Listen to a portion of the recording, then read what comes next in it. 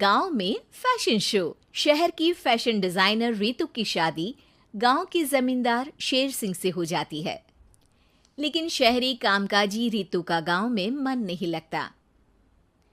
क्या सासू माँ, ये गांव में तो कुछ नहीं है, मेरा दिल ही नहीं लगता यहाँ, क्या करूँ मैं?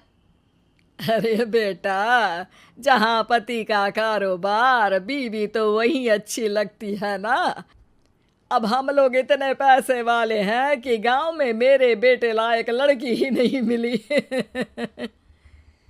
अरे माँ, मैं तो ये बोल रही हूँ कि क्या करूँ जिससे मेरा थोड़ा दिल लगे। अरे बेटा, मैं भी शहर की थी। यहाँ आकर मैंने गांव में स्कूल खोल लिया। बच्चों को पढ़ाती थी तो मन लग जाता था। तू भी कुछ देख ले जिससे गांव की बहू बेटियों का भला हो जाए और तेरे जमींदार ससुर जी का नाम भी हो जाए। रितु क्या करती? फैशन डिजाइनिंग वाले कपड़ों को गांव की औरतों पर कैसे ट्राई करती। लेकिन एक दिन, अरे क्या बात है डार्लिंग, बड़ी जल्दी उठ गई। और ये हाथ में फेविकॉल और कागज, कहाँ जा रही हो? मैंने सोच लिया है कि मैं अपना फैशन बुटीक खोलूंगी। गांव की औरतों को सजा धजा कर फैशन शो करूंगी और यहाँ की औरतों को भी शहर के फैशन से वाकिफ करवाऊंगी।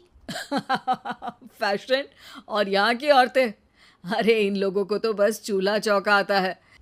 खाली समय में एक दूसरे के सर से जुएं निकालती हैं या फिर अचार पापड़ बनाती है। इन लोगों के बस की नहीं है फैशन को समझना। लेकिन रितु मानती नहीं। वो पूरे गांव में पोस्टर चिपका देती है कि किसी को भी नए डिजाइन के कपड़े पहनने का शौक है तो जल्दी जमींदार की बहू से मिले। लेकिन रितु की दुकान में 2 दिनों तक तो कोई आता ही नहीं।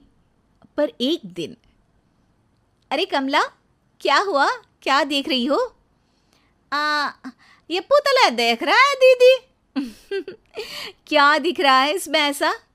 अब देखो तो दीदी, ये पुतला मेरे जैसा ही है ना, पतला दुबला लंबा, बस मैं काली और ये गोरा।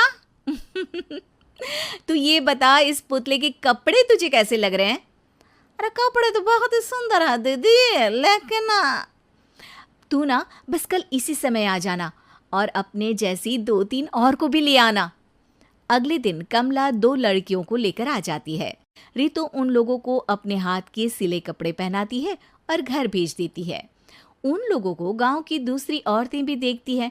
और फिर क्या, अगले दिन रितु जब दुकान खोलती है तो सामने बहुत सी औरतें उसके बनाए डिजाइनर कपड़े पहनने को तैयार खड़ी होती हैं।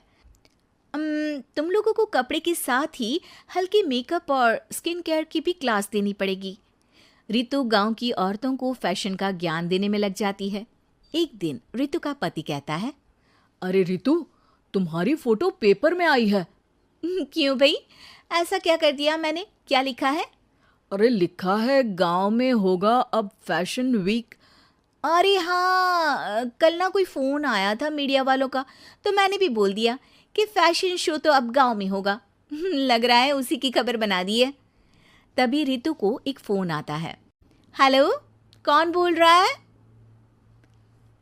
जी मैं खामिया बात कर रही हूँ लुक में फैशन वीक से। हम लोगों ने आपका काम देखा। हम शहर वर्सेस गांव का फैशन थीम में एक फैशन शो आपके गांव में करना चाहते हैं। अरे वाह, ये तो बहुत ही अच्छी बात है। मैं अपनी मॉडल्स के साथ शो में हिस्सा ज़रूर लूँगी।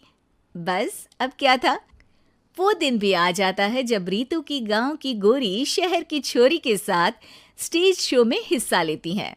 शो के बाद, अरे आपकी वो जो कलेक्शन है ना, मैं उसकी पूरी सीरीज खरीदना चाहती हूँ। सच में आपने वो कपड़े डिजाइन करे जो आज के लोग आसानी से घर और बाजार में पहन सकते हैं और बजट में भी है। हम भारतीयों के लिए तो ये डिजाइन बेस्ट है जी। वैसे आपने क्या सोचकर ये कपड़े बनाए और आप इसे कितना आगे और लेकर जाना चाहती हैं? औरतें और फैशन एक दूसरे के पर्यायवाची है। तो ये किसने कहा कि गांव की औरतों को डिजाइनर कपड़े पहनने का हक नहीं? मेरा मानना है कि शौक सभी औरतों में होता है। ज़रूरत है तो बस उसे जगाने की, उनके हिसाब और बजट के कपड़ों की, जो मैंने बनाए और सबको पसंद भी आए। अब रितु का गांव हर जगह प्रसिद्ध है, ना सिर्फ रितु के लिए बल्कि वहाँ की औरतों की फैशन के लिए भी। Thank you.